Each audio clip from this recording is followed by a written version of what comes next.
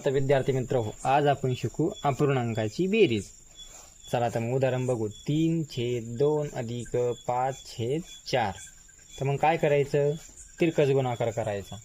3 गुणिले 4, 3 चौक 12.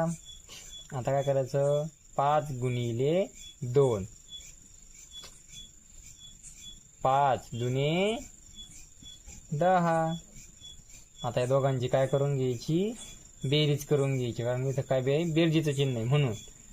2 0 2, 1 आणि 1 2. आता काय करायचं, जे छेद उरलेले त्यांचा काय करायचा, दोघांचा गुणाकार करून घ्यायचा. तर मग 2 चौक 8.